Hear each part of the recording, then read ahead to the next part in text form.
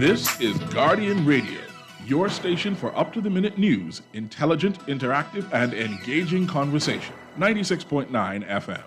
The views and opinions of the hosts and guests are their own and do not necessarily reflect the position of the management and staff of Guardian Network.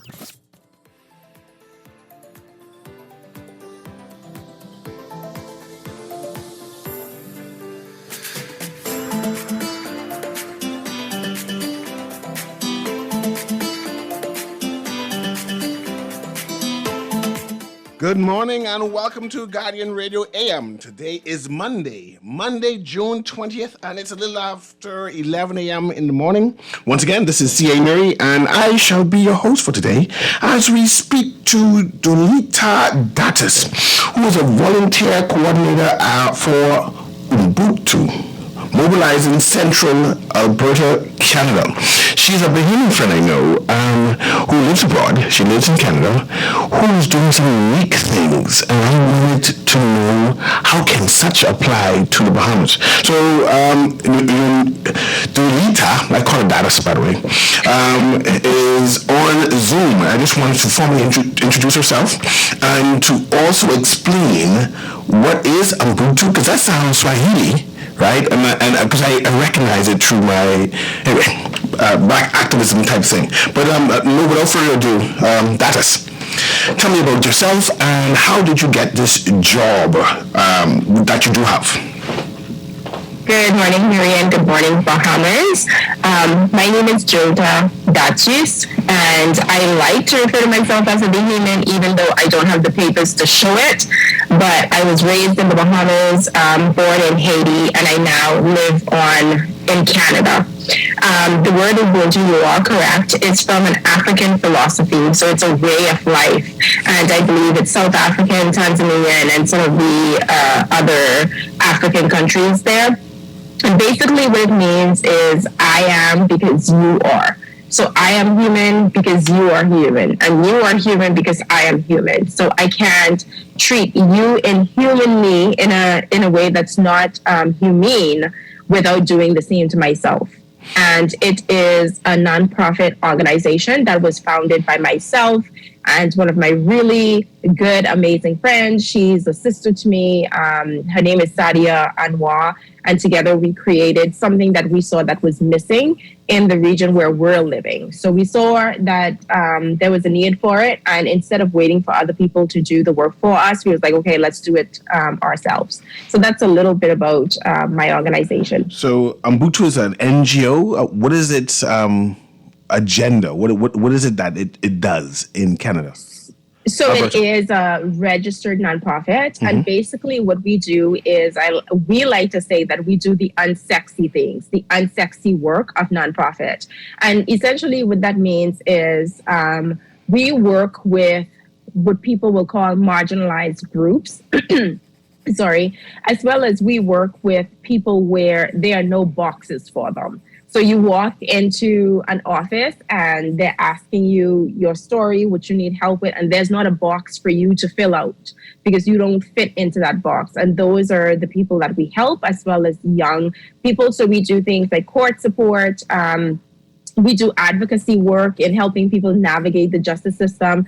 So these are newcomers to Canada, people who migrated to Canada, somehow is in the legal system, was charged with parking tickets, didn't know they had to pay them or where to pay them, and just helping them navigate those systems, because we take it for granted that everyone just knows how to navigate these systems. We work closely with law enforcement here as well to try and mediate between community and law enforcement, because a lot of people don't recognize the fact that not everyone has a good relationship with police. And so tempers are sometimes flared, and suddenly, there's a case of police brutality or assault. And so what we do is we go in and we mediate between community and law enforcement, or community and health services, to say, hey, these people have a reason why there's a fear of police, or there's a fear of going to the hospitals for help, or helping parents navigate this education system for their children. So it's all of those things combined. The work looks different depending on the day. But I enjoy what I do because it's always something that I've always wanted to do. So it's an advocacy group and like a community organizing type work? Yes. So it's a community advocacy organization. Okay. And I know earlier you started off the conversation like as you would like to consider yourself Bahamian, but I knew you all my life. I mean, I knew you when you were about 3, 4, 5, and going to see our Walker. You are Bahamian, and you have the culture. You eat the crab and rice. You eat the conch salad.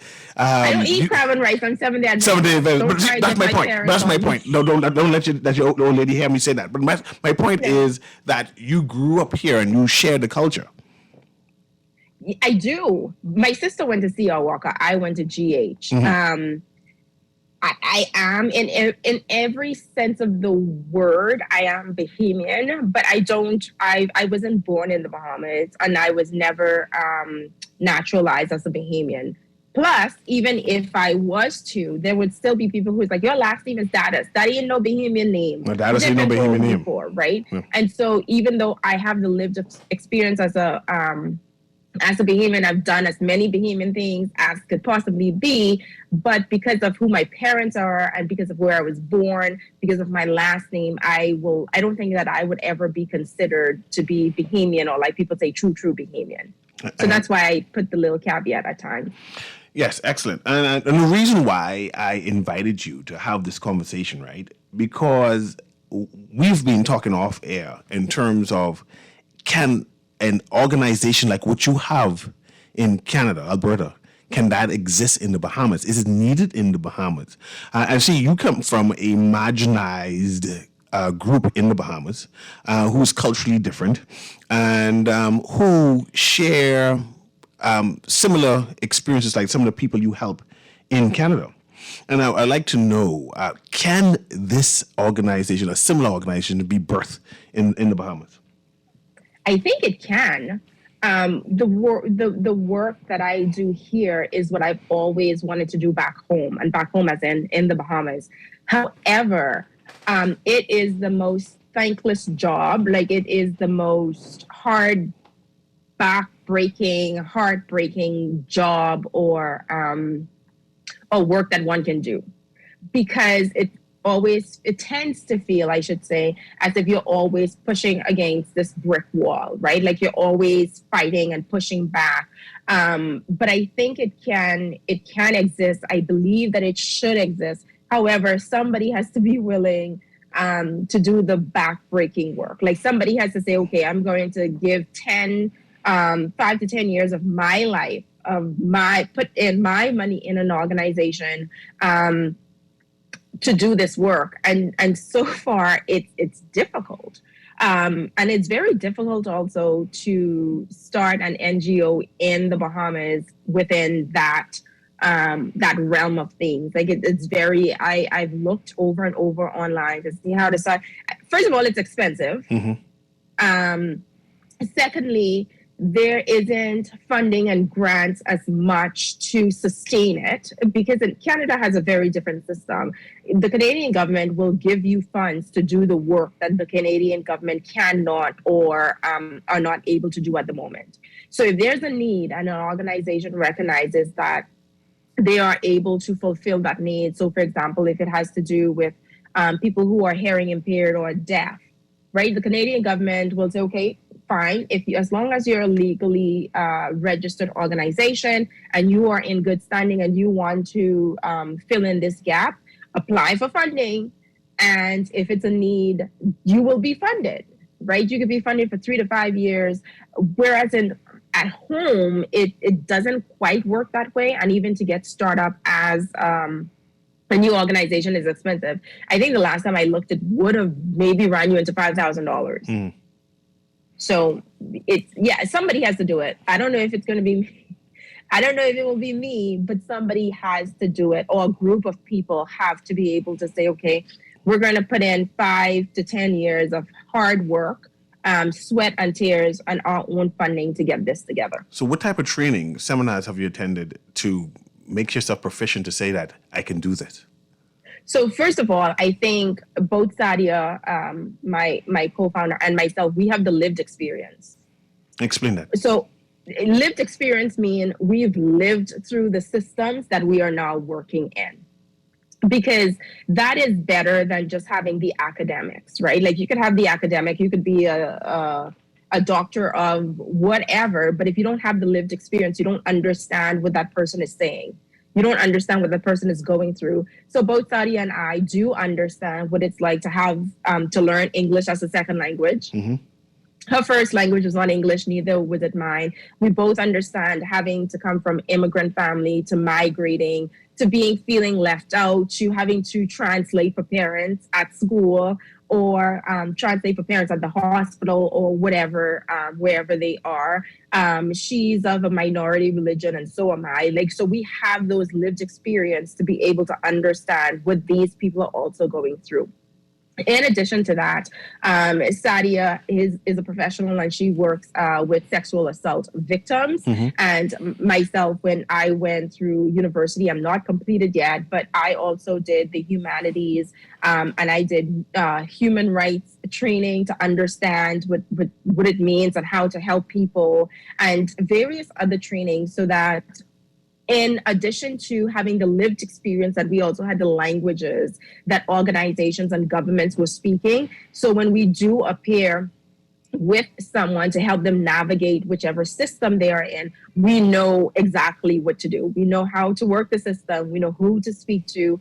And so it was a lot of work, a lot of training, constant training, because things change every day. But yeah, I think our lived experience combined with our professional experience is what allows us to do what we do. Okay, in the Bahamas, we have a number of I'm trying to get the right word for it. Disability groups and vulnerable groups. That's the right word I wanted. And I want to know, how can we replicate what you are doing there in Canada here in the Bahamas? What do you think some of the first things we should, activists who are here, advocates who are here, who wants to do the work, who is interested in helping their vulnerable communities, right? How can they start? How can they even get funding? Well, and that's the big question about the Bahamas. That funding, the funding stream doesn't exist as best as it could in the Bahamas that it does here. So it's like comparing apples to oranges. Because I think so much of the work that is done in communities and places like the Bahamas and the Caribbean is unloaded onto the government, right? So if you have disabilities, it's like social Department of Social Services and all of these things, whereas the Department of Social Services don't share the funding, don't share the resources that allows grassroots organization to say, hey, this is what we want. Because these organizations have to be led by the people themselves. So the best way to do that is to allow someone, whatever disability they have, whatever need they see, is to give them the support, give them the funding, give them the resources for them to advocate on their behalf. Because we can never know what someone is going through unless we are a part of that group. And I think in the Bahamas, we do it the opposite way, right? Where government gives monies to agencies to help certain people, but the people who are helping those people don't have that lived experience. So it's like heading a food program when you've never had to wait on the food line in your life. Right? Or allowing someone to head immigration, an immigrant serving agency when they've never been an immigrant. So as much as they may have the best of intentions, they won't know what that's like. So what we need to do in the Bahamas is create that culture of grassroots and community organizing. So where groups of people get together and say, hey, we want to do X, Y, and Z. So we're going to put ourselves together and commit for 3 to 5 years to do this work. That's the one way that I think that it can be done. And aside from not being able to apply for funding in the Bahamas, there's tons of funding that's available for the Caribbean through Pan American Health Organization to other organizations outside of the Bahamas. But I think the first step is the hardest, and that is actually becoming a legally registered organization. Okay, that's interesting. So And I want to bring this conversation closer to home because you mentioned lived experience, right? And you had lived in the Bahamas as a child of immigrants who migrated to the Bahamas. As an immigrant child. I was an immigrant child because I wasn't born in the Bahamas. Yes. So I was an immigrant child myself. Yeah. And I'm trying to understand if such a group even could be allowed in the Bahamas. And let me explain this part, right? We have a huge immigration problem here, right? And we have two sets of immigration issues. We have those who are illegal immigrants and those who are what I'll call Bahamian in waiting, meaning that they're either born here and they're waiting on their citizenship and papers and whatever it is. And there are even a subgroup of persons who just lost in the system. You know, they've been here for God knows how, 20, 30, 40 years, right? And I know that you speak about justice and equality for all and that everyone should have some type of rights. But in our cultural system, how can a Bahamian in waiting have rights? And what can your group do a group like what you do to assist them?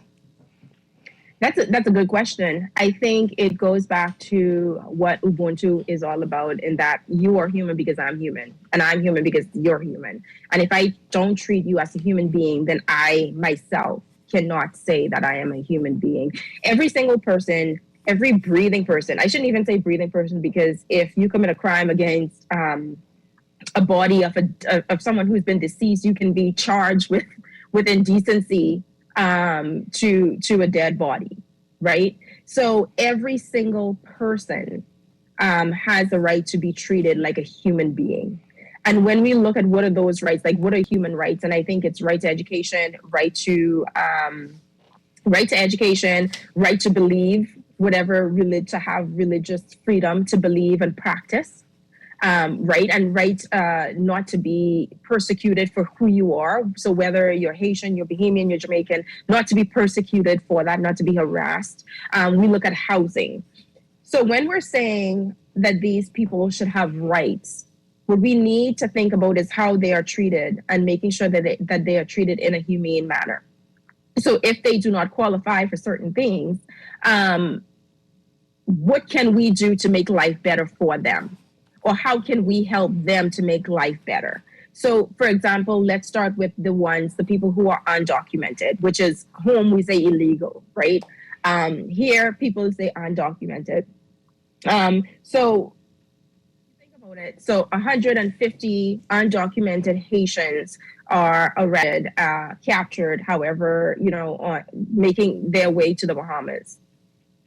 The next process starts to telling us if they are treated in a humane manner or not. So more than likely, these people are caught by the Royal Bahamas Defense Force. Sometimes immigration is with them.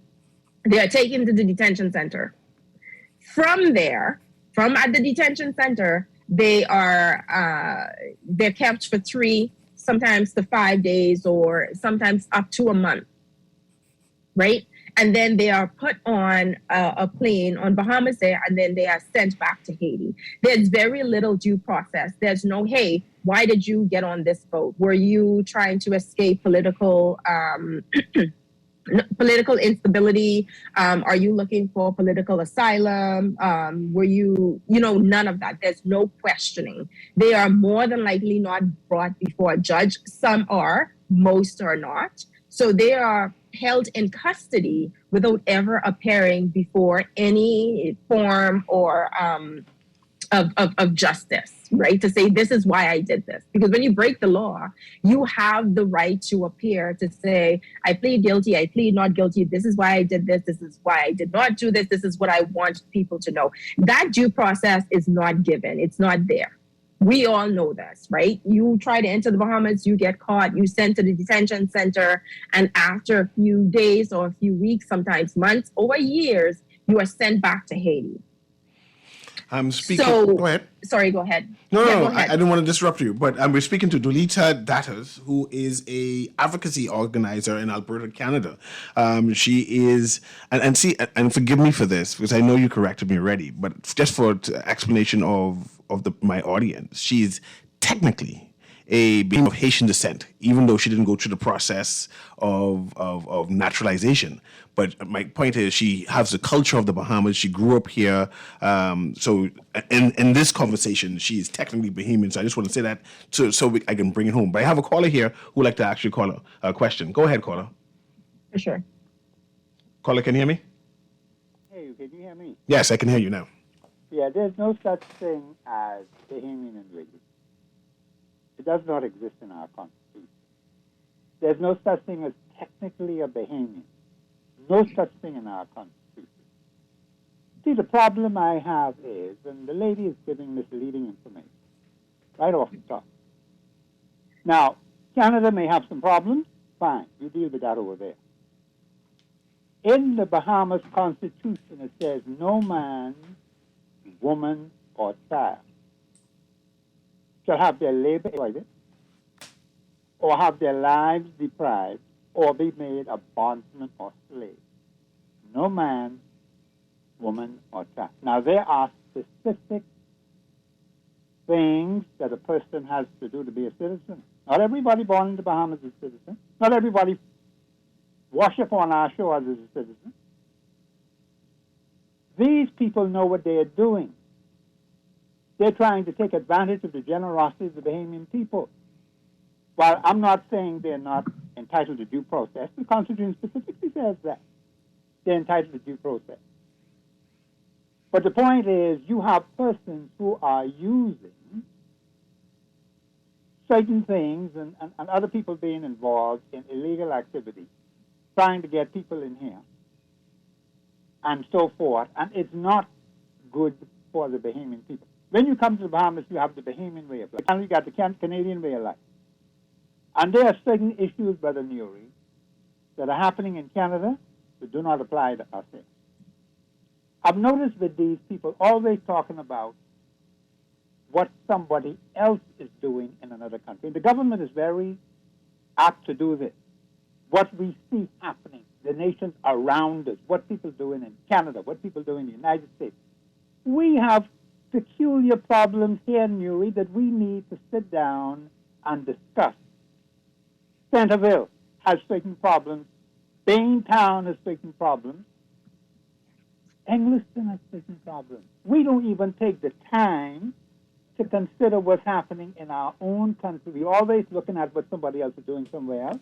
And then you have these strangers, these foreigners, these aliens, these outsiders, giving information to the government and saying what they think we should be like.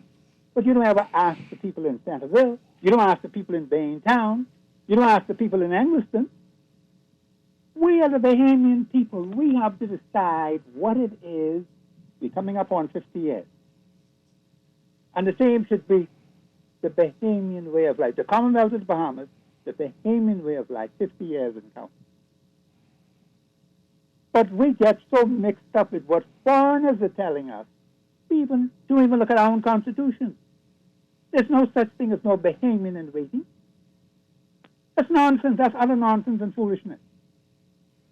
We have to go strictly by our Constitution. Even our government doesn't go by the Constitution.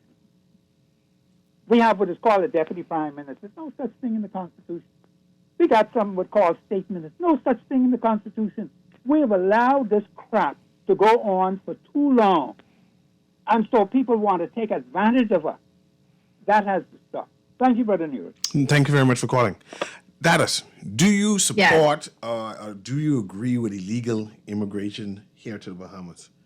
So first of all, let me just state that I was not in any way saying what happens in Canada needs to be directly replicated in the Bahamas.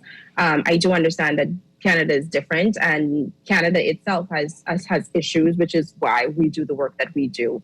And secondly, I just want to bring the point of how the good gentleman decided to refer to me. These people, right? Like those people. And these foreigners, these illegals, these strangers, as if to say, why are you in this conversation? And that is a part of the problem that I have felt and other people have felt. So you could be, and as he said, you could be, there's no such thing as Bahamian waiting, but except that there is. You have people who were born in the Bahamas who have waited until they were 18, applied, and still have yet to this day being given any form of status, right? Like not even rejected. They just haven't been given anything. They haven't been responded to. So what are they? They were born in the Bahamas, 2 Haitian parents are now awaiting some form of status. And you can live in the Bahamas for all your life, for most of your life, and you could rush with the Saxons or with the Valley. You could do everything that's a Bahamian, but because someone says, "Hey, your parents are Haitian," right, or you don't have the paperwork to show that you are Bahamian. I still have my Haitian passport. I've never I've had Bahamian permit to reside in the Bahamas. I've had permit to live in the Bahamas. I've never applied to become a citizen of the Bahamas. But I want to bring it to just the way the gentleman spoke, right? Othering people, your people, you people, and just the tone that was used. I do not support illegal, undocumented migration. I should say not illegal migration. Okay. And I don't support it for a few reasons.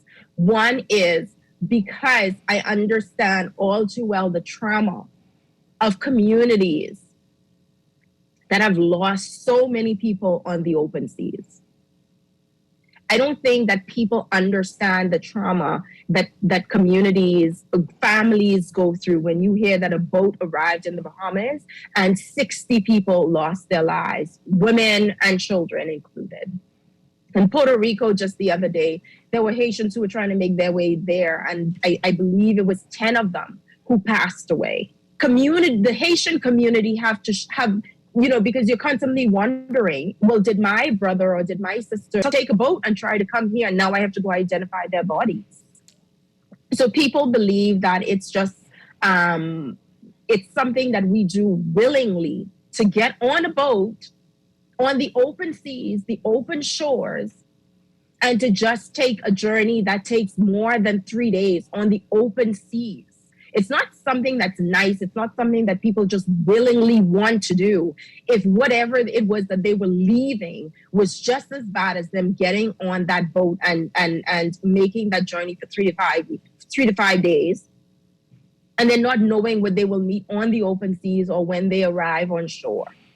So I want people, when they're thinking of these things as irritated as you can be, to also think about what those people are going through. Yes, we don't want illegal immigrants. We don't want, people coming up with the informal settlements and all of these things. But at the root of the problem, we need to ask, why is it that people are leaving? How can we ensure that they no longer put themselves at risk to do this, so that we, the country, no longer have to deal with the trauma? Like, imagine the Defense Force officers who have to literally pull out these bodies time after time after time again. That plays on their psyche. So I do not support undocumented people making that trip, because I understand the risk all too well and the trauma that is often associated with that. And you spoke about rights to education, rights to health care, rights to not being persecuted, and I want to explore that. And I see we have a number of callers, and I'll get to you shortly. And how can children of migrants move to the Bahamas and think and assume right to be educated inside a public school? I don't think they think that they do. I think, like most people, like my parents, they were just hoping, right? I want to give my child a better way of life. I'm hoping that this country will give us the grace to educate our children. So I don't think it's you need to educate my child who is undocumented, because unlike my siblings, I was not born in the Bahamas. So in order for me to attend Naval Walker and GHS, my parents had to apply for a permit to reside while attending Mabel Walker, a permit to reside while attending government high school, a permit to reside while attending COB. But I think the question has never been addressed to the community, which goes back to say, what is happening? We know why Haitians are leaving, but there's never been that sit down with the leaders, sit down with even with the Haitian government. And I've said it time and time and time again. The Bahamas government will go to Haiti. We will sign memorandums of, I said we as if the guy just. We understand. No. It's we. You're behaving, especially for this conversation. Yeah. Right, and the Bahamas government will sign memorandums of understanding with the Haitian government and not discuss these issues. You can go back and read some of the memorandums of understanding. They've discussed in some form trade, they've discussed diplomatic relations, but never have they said, okay, we have 50,000 students here who are under 18. What can we do together to ensure that they are given education? How can we ensure that when they come back to Haiti that they are also educated? Because once they reach 18, as the good gentleman said with the Constitution, they have a right to apply to the Minister of Immigration to become citizens. But those questions have never been the conversations have never been given. And so everybody just keeps getting upset and angry, not listening to each other and blaming the other person. So Haitians blaming Bahamians, Bahamians blaming Haitians, and still nothing gets done. Not even get started. Because I went through that system. I came to the Bahamas, did not speak a lick of English, was put in the dumbest stream, like the lowest stream. And I basically had to teach myself English by reading Charles Dickens' book, Oliver Twist, for like 3 to 4 months.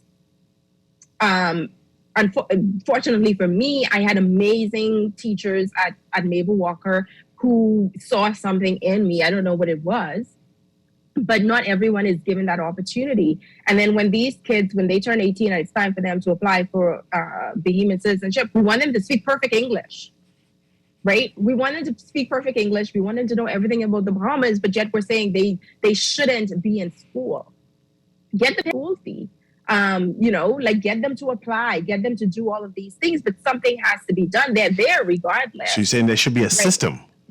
Even there should be a system. Instead of being oblivious to people, ignoring what the issues are. Just set up a pathway to say, okay, if your child, because if the child is under 18, I think under the UN Convention, they are protected, right?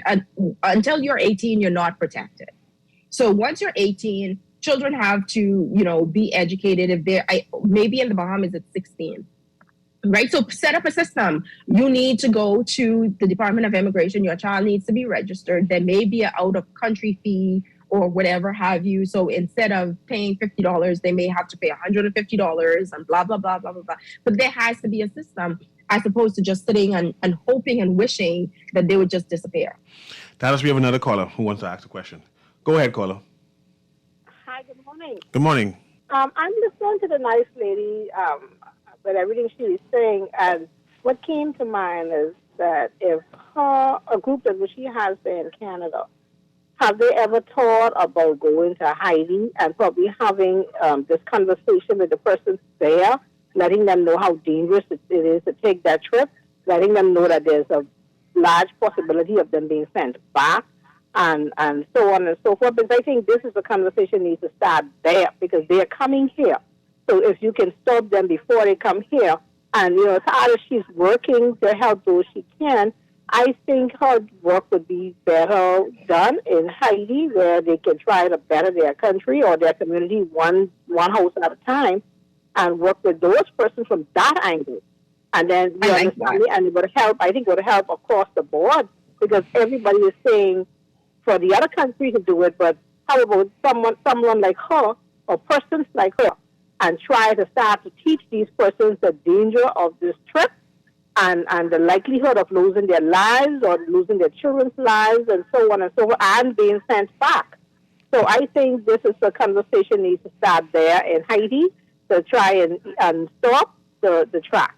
Thank you very much, caller. Go ahead, Dallas. I appreciate that question. And it is actually something that I've tried to do for a few years now. I remember a few years ago, I connected with an organization. It's a Haitian justice defense fund that is based in Haiti. And so they take on human rights in Haiti. And this is where lived experience comes into play. Because Nuri, you know me, and I've always been as hard on the Haitian community. I think even harder on the Haitian community than I am on the Bahamian community, as to say what is our duty to self.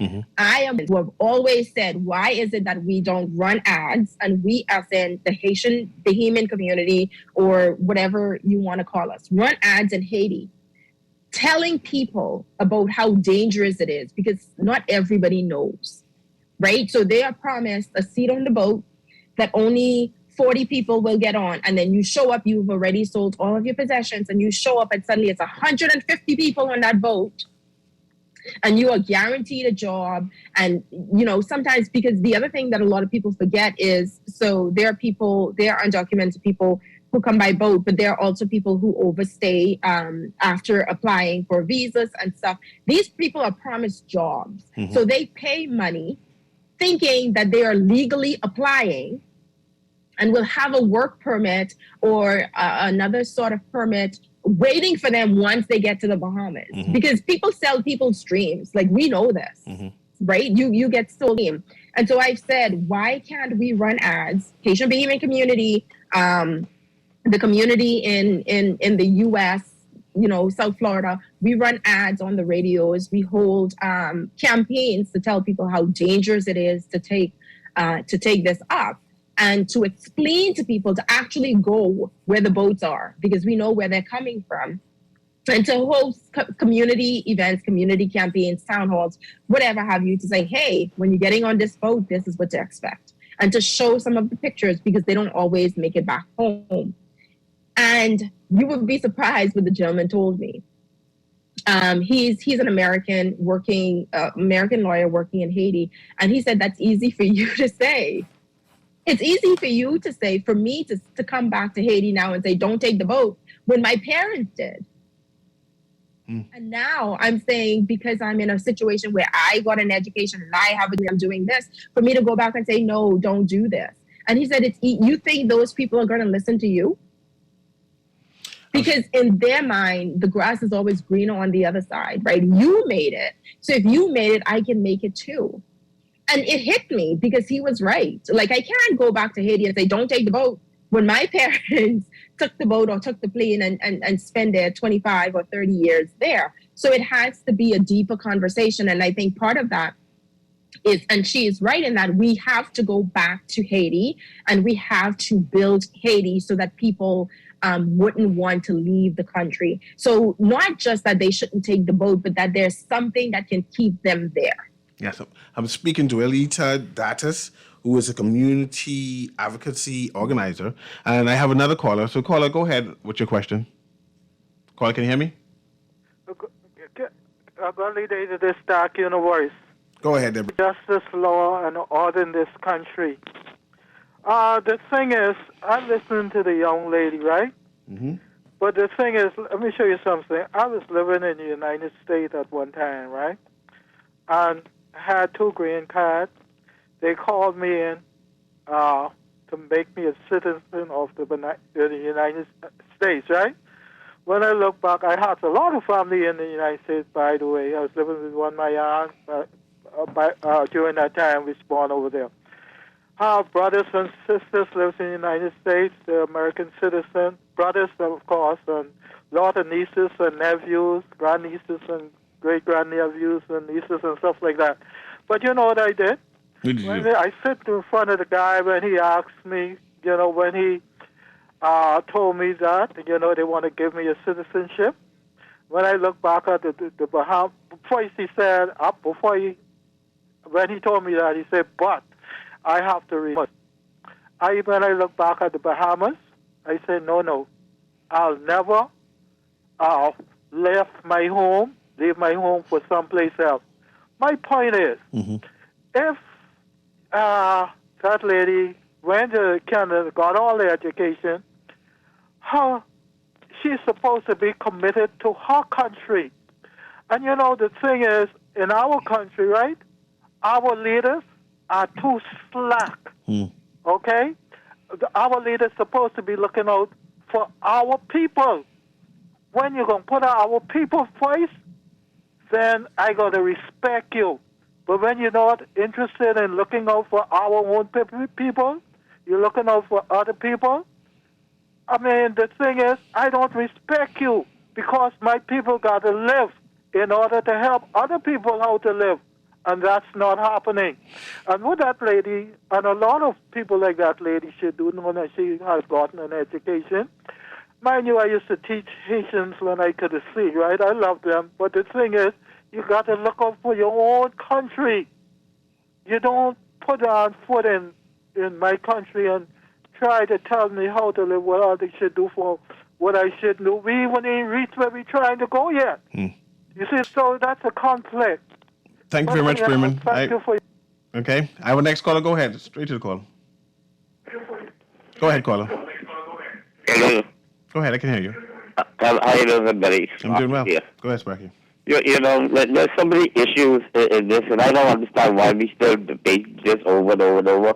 Because we done been over just about every question, every statement in regards to this from time immemorial. First of all, this issue about being here until you're 19 or 18 to apply. They said you got the right to apply when you get 18, right? Did they say that? Go ahead, Sparky. Yeah, go ahead. Yeah, okay. They said apply. They didn't say that the Bahamas cabinet or government will give it to you. You got the right to apply. But while you're going to be here for 18 years, where's illegal daddy and mommy during the 18 years?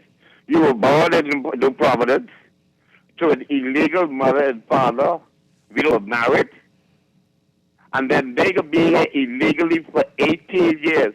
How come your mommy and your daddy was here for 18 years while you were getting free schooling, free health care, free everything for 18 years? How come mommy and daddy was in the shanty town and did not go back home? And then when you get 18, you come back here and apply because you were born here. Remember, your mother and father, the Bible said the sins of the parents would be passed down to the children. So what you might be suffering now because your father and your mother broke our laws in the beginning. They sat here for 18 years while you grew up.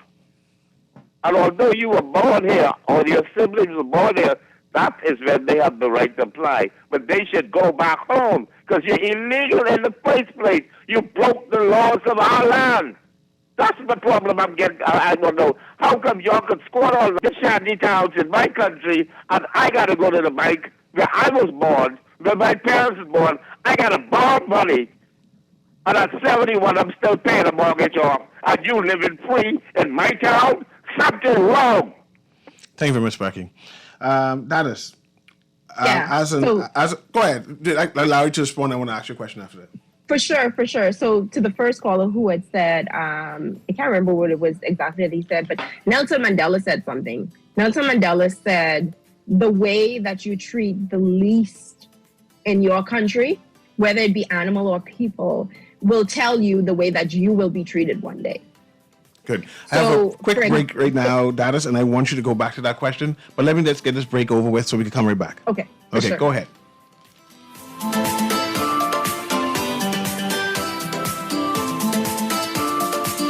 The Water and Sewage Corporation advises customers residing in the areas of Blue Hill Road North, East Street, Palmdale, Shirley Street, Kemp Road, Village Road, Bay and West Bay Streets that the corporation will commence disconnection of water supply on Monday, June 20th, 2022 in the mentioned areas. To avoid disconnection of the water supply, customers whose accounts are in arrears or who have not honored their financial agreements are advised to see that their accounts are brought up to date or risk the disconnection of their water supply without further notice. The new Guardian Radio app is here. Listen live to all our Guardian Radio shows and live video stream select programs in our studio. Get information about Guardian Radio shows and our hosts. Send messages, including text, email, and even call. All from our amazing new Guardian Radio app. Download it free today in your App Store for your Apple device or Play Store for your Android device. The all-new and improved Guardian Radio app.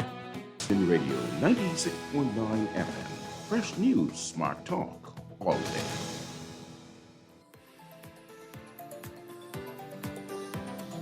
And welcome back to Guardian Radio in the AM. And I'm speaking to Duelita Datas, who is a community organizer in Alberta, Canada, who actually works in terms of justice and equality for all and making sure that people have equal participation within her community.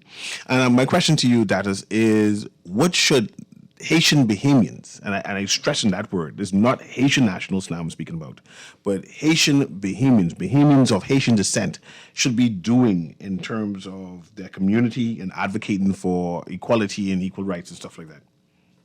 A whole lot. Give me some examples. So I'm going to, but just before, I wanted to respond to the last gentleman who called.